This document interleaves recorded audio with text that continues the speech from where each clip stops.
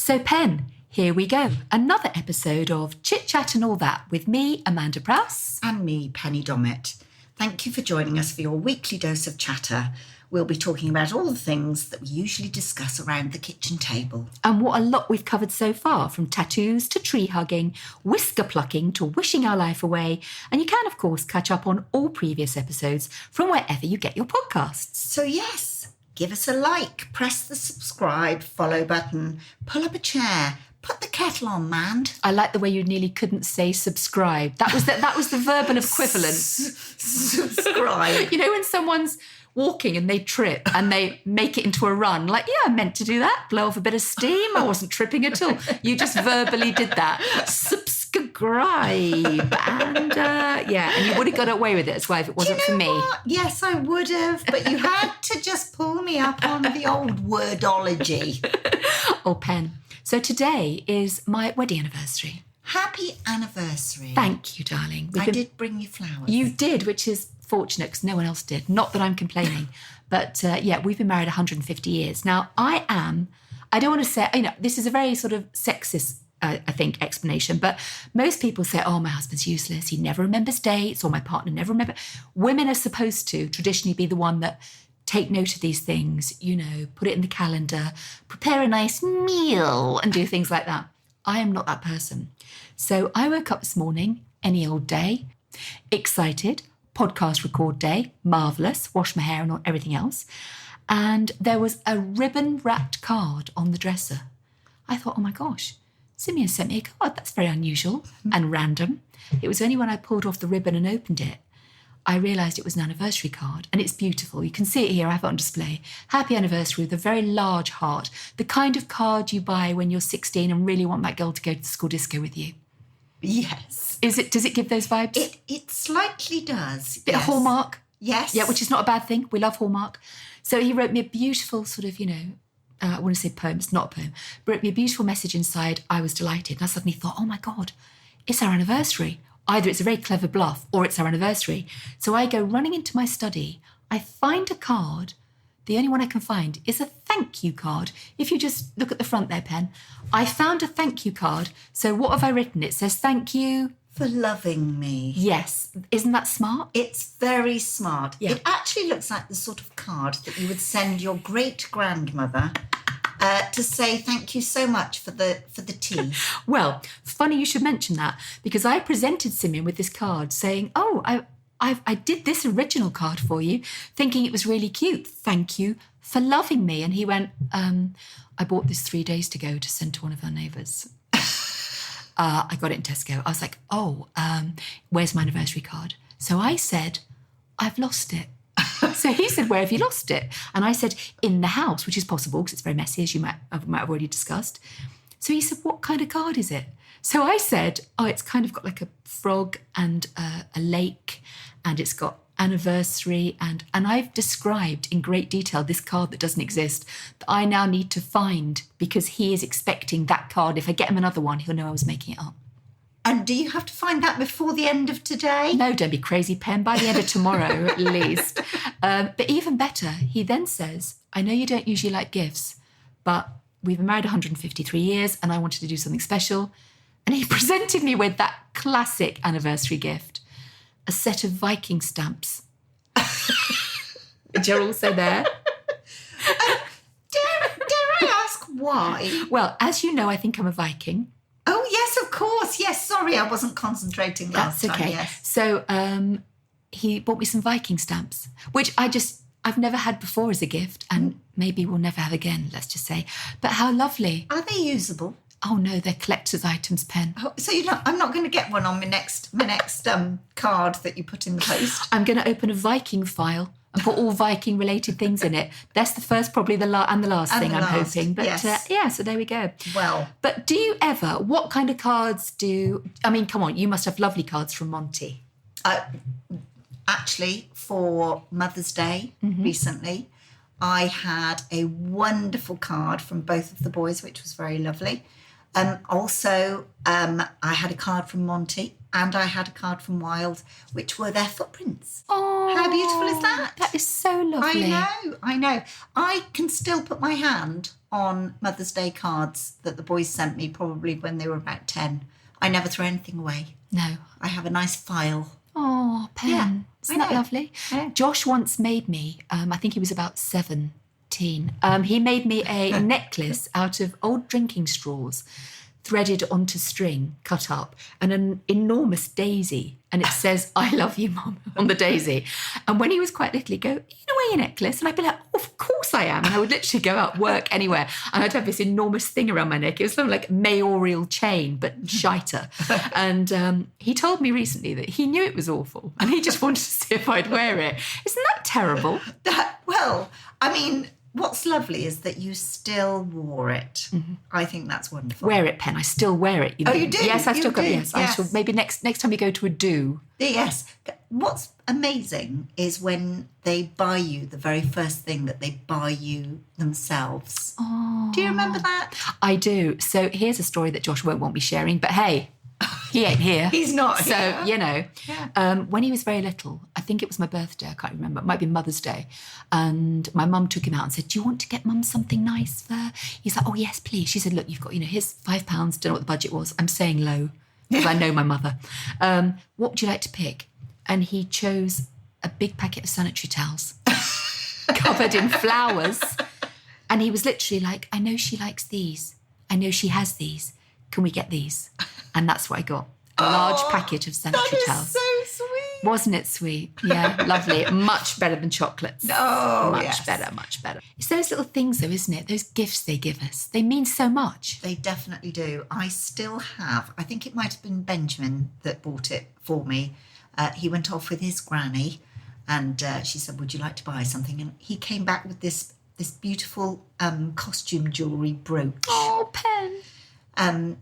They used to call them paste, didn't they? Yeah, paste. Oh, I love a bit of paste. Yes, but I don't know why.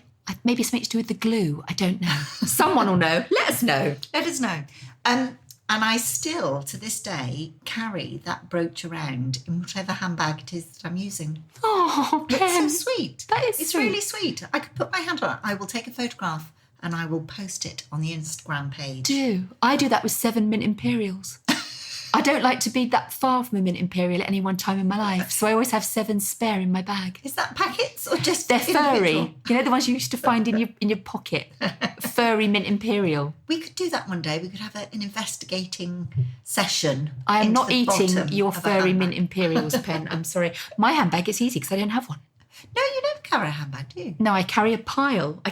Laptop, phone, gloves, glasses, and it's like, remember Double or Drop? Crackerjack, was it Crackerjack or Runaround? Either way, you used to have to carry things piled up and then I think they used to splat you with things or hit you with a stick. I'm not sure. It was a long time ago before health and safety. And then whatever you were carrying, you got to keep as your prize.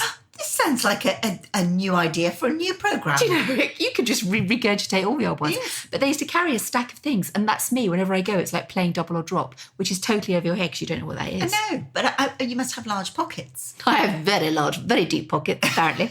Do you know, we've had so many lovely messages come in, Pen. One particular lady, Melanie, I know she contacted you a couple of weeks ago. She did. Lovely Melanie. Thank you so much for messaging. We love a message. And she sent in a really good idea. She is shortly to become a grandparent. Oh, congratulations, Melanie. Yes, many congratulations.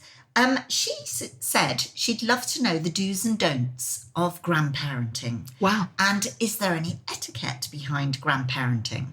And thought it would be a really good topic to cover. I think she's right. I love that. I think it's a wonderful idea because I can honestly say, you have yet to join this club, but it is honestly the very best thing that has ever happened to me in my life. Penny. It really you look is. really emotional. Honestly, oh. It is the best thing. And I was trying to think why is it the best thing? People joke, don't they? Oh, yes, it's wonderful being a granny because you can hand them back, which is obvious. You're not, you haven't got the next 18 years of having to wonder whether they're ever going to get to sleep. But it is just a very different feeling to your own children It really is so different, but it is such a joyful and loving experience. So are you saying that you love them differently to how you loved your boys? Yes, you do love them differently. That's not to say it's more or less, but it is so different. And I think Melanie actually said, have you got any advice? And probably, and are there rules? And really, I think the biggest rule is never overrule the parents. Oh, yeah. Because can you imagine we know how hard it was bringing up children. And still is, mate. Go on. Yeah, exactly. And it never stops, really. No. But, you know, when you've got young children, especially when they're babies and everything, you are guessing most of the time.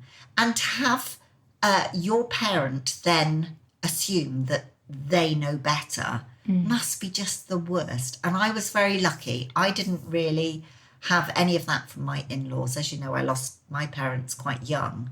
And so I looked to my in-laws for a lot of advice and help. But they never, ever made me feel like they knew better or that how they brought up children was the best way. Yeah. And I think don't ever think that your rules are better. Do you know, I read a thing the other day and it really stuck with me, and it said, be gentle with your parents, be gentle with your grandparents. They are only you in years to come, and you know that you're still figuring it out every day. Don't assume they're any different. And you kind of do, don't you? You kind of think that your parents or grandparents or any sort of, I suppose, figure of authority or someone who's looking after you, you kind of assume they've got the reins. They're on the tiller. They know what's happening. And you just kind of plod along in their wake, I suppose. But that really struck with me. And I thought, yeah, of course, they are just figuring it out. And we're all just figuring it out. And we're just winging it every day. Totally. But that's what's so lovely about being a granny. And I love being called granny. I know some people don't. And I know some people think up all these weird and wonderful names because they think it sounds old. I feel incredibly privileged to be a granny. Yeah. Unfortunately, I didn't have a grandmother that I knew. Obviously, I did have one somewhere, but I never knew a grandmother. And so consequently, I feel I want to be everything that I wanted that grandmother that I never had to be. And okay, I don't get it right all the time. And sometimes I admit, probably I get them far more highly excited. But we honestly, Monty and I have so much fun. I do make him spend more time in the garden than he probably wants to. I feel you always set him to work. Whenever I hear what's Monty doing, he's feeding the chickens, he's cutting. I mean, I think it's labour for you, Pen, to be honest. Child labour, exactly. Definitely. Yeah. But we have such a great time. And I really feel it's a privilege. And if they want to come and spend time with you, it's the biggest compliment. Oh my gosh, it really is. And it's funny, I had all my grandparents. I had grandparents and all my great-grandparents up until I was quite old, because we all had babies very young in our family, apart from me. I didn't have Josh till I was in my late 20s. But my mum had me, she was barely out of her teens. So my nan was a granny at something like 40. And my great-gran was something like in her mid-late 50s, which is unbelievable, but it was just amazing for me. My grans and my granddads, but particularly my nans, they were huge influences on my life. And the way you talk about Monty, the best thing they ever did for me, and my great aunts, actually, my auntie Kit, who I just absolutely adored. She was hilarious. All of them gave me their time. Yeah. And they taught me things, like how to cheat at cards. Cards were a big thing in our family. Cards were a huge thing. It was like always playing cards. And I can remember my nan spending hours. Back in the 70s, when I was a tiny baby, we had a table, a coffee table with it was glass. Those ones that now, can you imagine now having a glass coffee table? Every child went through those tables, didn't they, with huge lacerations. But she'd put all the cards face down and we'd play pairs. And I'd say, I just need to go and I'd go under and have a look. Well, of course, I couldn't always locate them, but she let me cheat at cards. She was brilliant. Baking things, which obviously didn't stick with me, but it was giving me their time and their values. They were hard-working women. They were family women. They all worked in menial jobs, whether they were cleaning or working in a pub or a cook or working in cloakrooms. My great great aunt, she was a toilet attendant in West Ham in the loos. Wow. Yeah, so we weren't all. They're not barristers or of the professions. Did any of them write you cards or write anything for you? No, I don't remember. They were very good at sending cards, which we've obviously spoken about today, birthday cards, Christmas cards, which I've kept all of them. And I know it's ridiculous, but even now, I'm 57 next birthday, I think. That may be wrong. I think I'm around that age. But I still get a card out from my nan and granddad that they sent me. That's ridiculous. That's lovely. And I just look at it because I know the sentiment will be the same. They're proud of me, they love me, and I have a lovely day. So I still read them on my birthday. I actually, you'll be proud of me for this. I don't know whether I'm always proud of you, Pen. I'm always proud of you. Monty had a bit of an unusual start. He was very, very early, very unexpectedly early. And obviously it was all very traumatic, and we were all dashing to hospitals and all sorts of things. Remember your face at that time? Yeah. Remember how you looked? And it was such a contrast from being just so excited, and you were literally like a jumping bean, irritatingly so, to how you then became, which you can talk about. Yes.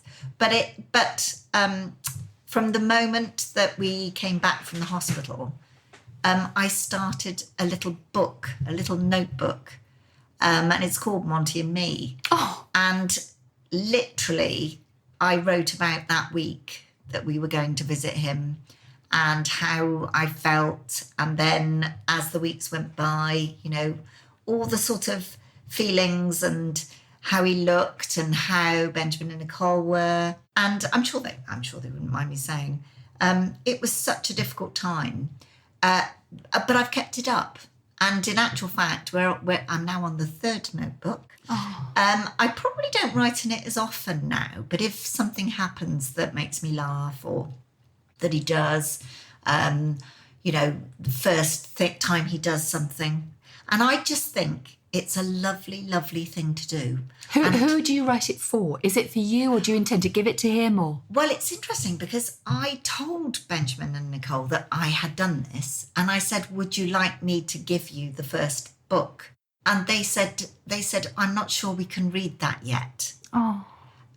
So I'm sort of thinking I'm just going to keep, I may do the very embarrassing thing of sort of bringing it out on his 18th birthday. Yeah. That would be fun. That'd be lovely. But yeah, I think it was more for me, actually. Yeah. More to get my feelings down and to know. So it would be things like, what a lovely Christmas day we've had. Granny bought you your very first... A walnut and a bit of coal in a sock. A threepenny bit. Threepenny bit? Yeah. Hello, Pen. No, any Cockneys listening are laughing right now. Why? Threepenny bits. No! You should... No, did I just say that? But I really did have a threepenny bit in my stocking. Stop saying it. How do I say I got a coin that was shaped like an octagon Threepenny bits. worth 3 pence? That's made me laugh, Pen. Oh, dear, I'm sorry. You were talking so beautifully about this lovely book and I've just derailed it with my vulgarity. But anyway, needless to say, I have started one for the next grandchild. Wonderful. Wild has his own Wild and Me.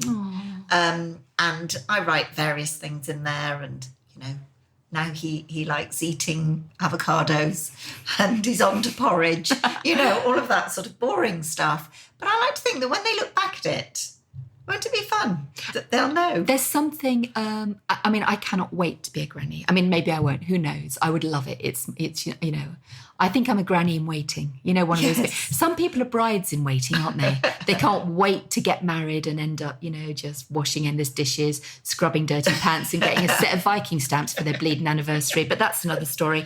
But I think I've always been a granny in waiting. I'm going to be great at it. Yes, you will be absolutely fantastic at it. Not in the discipline department. Well, funnily enough, I have what's fondly called Granny's Rules. Oh. I know I was just saying... Melanie, take note. Granny's Rules. We like this. And weirdly, Monty completely understands that even though at home he's allowed to do this, this and this, at Granny's house, Granny's rules, no, we don't do that. And it's not that I'm particularly strict or that I can confirm they're particularly strict. It's just that with our household, there's certain things that wouldn't work. And, you know, there's certain things that I particularly like him sitting down at the table with us and we sit and chat and, you know, Granny's rules, you don't get down until everybody's finished. That's saying they do have those rules at home as well. But he totally understands Granny's rules. I could have done with you when mine were little. I mean, if I managed to get him on the seat, you know, and snaffle a chicken nugget while we were all at the table, that was a win. I think I wasn't strict enough, probably. I think life's just very short, isn't it? And it is, darling. You want them to have the very best time that they can have. Yeah, I think so. And it's weird, isn't it? You talking about writing things down for you. I personally find that writing is such a great way to get things straight in your head and to express anything that you maybe don't want to say out loud. Or, I mean, you know, I've written, goodness knows how many books, 33, 34. They're all just therapy, really, Pen. You know, I mean, the fact... That's what my job is. It is. It's like, I mean, gardening is a well-known fact. Anything creative, in fact, apparently. Doing anything with your hands creates some sort of chemical reaction in your brain. Anything. With your hands, yes. Yeah, it's interesting. Creative. Anything creative. What, do they feel in a spud? No. Not washing up or, scrubbing pants or anything like that. No. Pants scrubbing. My favourite hobby is pants scrubbing. When I'm not scrubbing pants. But yes, I mean, they say go out and touch something green, put your hands...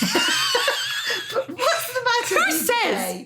They say, go out and touch something green. I swear to God, I've never had anyone say that in my life. Or like a frog, a bogey. What else? Something green and growing. A pickle. I love a pickle. I don't know what's got into you today. I don't know. Honestly, I can't tell you anything without you bursting into giggles. It's one of those days. I think I'm masking the fact that I'm so distressed over getting a bloody load of stamps for my anniversary. I hope he's taking you somewhere lovely this evening. He's taking me for chips on the Downs. Is he? Yeah. He didn't invite us. It's an anniversary. We're supposed to sit in the back while we snog. Hello. You weirdo. Is it supposed to be a date night? It is. It's a date night. And one of our very first dates. One of our very first dates. You just had to get me about laughing. And now you're off. Sorry. I don't know why I bother putting mascara on. I don't we do either. These records.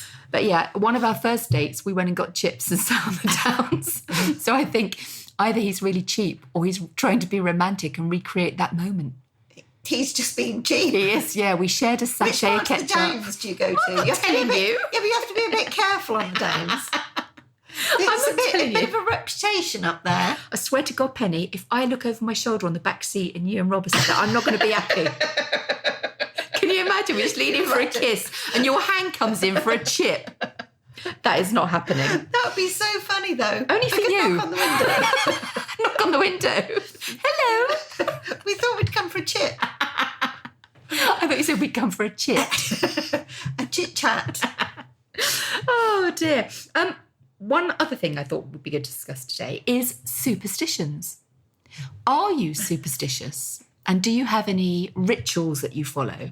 Because I think it's a load of old bunkum. And the reason we've come up with this is because the other day I was with you in a car and you very suddenly saluted not a sparrow, what was it? Magpie. That's the one. Yeah. And said, oh, good morning, Mr. Magpie, and blah, blah, blah. My name's Penny. I can't remember the details.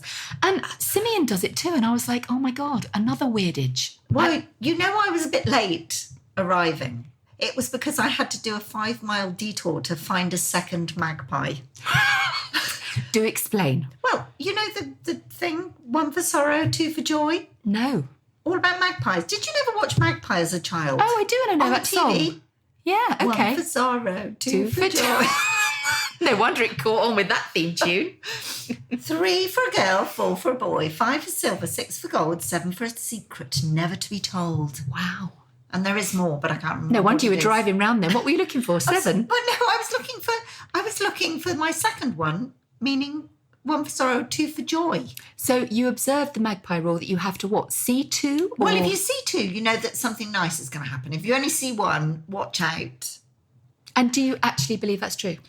Well, I can tell by your hesitation that you might. The thing is it becomes such a habit. It becomes a habit, doesn't it? Like crack. That's not funny. Sorry. The point is, I think I'd prefer to count magpies. And take crack. Yes. Have you ever tried crack? But magpies, we have a lot of magpies around us, you see. They're a very strange bird. Very strange bird. But for me, always, you have to salute them, say, "Good morning, Mr. Magpie, sir. I hope your family and children are well." Can you hear yourself? It's just what you do. It's what you do. I mean, sometimes on one journey, my hands... You're constantly saluting. I'm constantly stuck. My hand is stuck. The to only my reason this head. is funny is because you don't have to do that, Penny. It's optional. Also, it's funny because I'm doing the... You're doing the actions and it's a podcast. Oh my God, she's gone. I'm so sorry, everybody. Oh, my word. Penny, we need to get a grip, honestly. I was having such a bad day until I arrived. You arrived, first of all, and then you went in the loo and slammed the door, and then you ran in here and got a cup of coffee, and then you were changing the chairs around, dear. and then you said, "I'm not going to put my phone on airplane mode, I'm just going to sit on it." I said, "Why will that help?" And you went, "Well, I can't hear it." And I'm like, "No, but the producer can still pick up the sound if it rings." Oh, my God, Penny. So Anyway, magpies, superstitions, very, yes. very important to always salute them. But more importantly, there are lots of plants and flowers that have superstitions attached to them. Like Did what? you know? No. Aha. Rowan. Oh, I love the name Rowan. Well, not only a name, it's a tree. Yeah. Mountain ash, sometimes it's called. Or if you want to give it its Latin name. I don't. It's Sorbus aucuparia. Oh, you should have said a Sorbus aucuparia. I don't know exactly what you meant. Exactly. Yeah. They used to make cradles from them. Oh. Apparently, it used to protect the baby from evil spirits. Oh, that's lovely. And quite often they used to plant them next to doors, next to your front door, because it ward off evil spirits. Oh, I love things like that. Yeah. Also, it makes my job slightly difficult because snowdrops, you know, ordinary snowdrops, apparently it's very bad luck to pick them before February the 4th to bring them indoors. Do we know why? No, and I've searched and searched. There was one thing that actually acknowledged it was, but couldn't tell me why. Oh. Very interesting, though. Also, lilac. To bring lilac indoors was supposed to be really unlucky. Gosh. Which, of course, brides at the moment are really into lilac. Don't tell them. So I pick it, but I won't have it in my house. I pick it and put it straight into the workshop. Won't bring it in. Isn't that funny? See, Yes. I am not at all superstitious, Ben. But then I thought about it. I thought, I'm not. But then I do a couple of things. I mean, my nan used to constantly be chucking salt over her shoulder and touching wood and all the Yes. rest of it. And I think Yes. it was kind of that, it gave her comfort. And if you get something out of it, then that's absolutely fine. I've always just walked under a ladder. I mean, even Simeon said earlier, he said, I was talking about superstitions. And he said, well, I'm always a bit wary on Friday the 13th. And I said, are you joking? I said, I wouldn't even know if it was Friday the 13th. It means absolutely nothing to me. It just doesn't affect me. However, when I'm writing, I do have certain rituals, which I suppose... Same thing. Another really. word for superstition, Yes. is it? So, for example, when I start writing any new book, I don't put the page numbers on until I get past page 16, because I never did, and so now I don't. And if, for example, I'm writing a sentence and I've double written a word, I always remove the one most recently written because it has the least right to be there. I could never remove the one that was there first, which is odd, isn't it? So little rituals. But why 16? I don't know. I think it's probably because the first book I wrote, Delve I probably into wrote about 16 to 20 pages and thought, I need to put page numbers on. And so I did it then. And now it's just part of my routine. Are there any other superstitions about books then? About writing? Not that I know of. You know, like in the theatre when they say you're not allowed to say good luck. Or the Scottish play. Not allowed to say that yes, one. That Scottish one with the witches. Yeah, we know the one, Pam. Written by Shakespeare. Shakespeare. Yeah, I don't know. There's probably loads. We need Stevie for that. Oh, right. Yes, she'll tell us all about those. Yeah. But I find it interesting. I understand how maybe in times gone by, superstition had a much bigger role to play.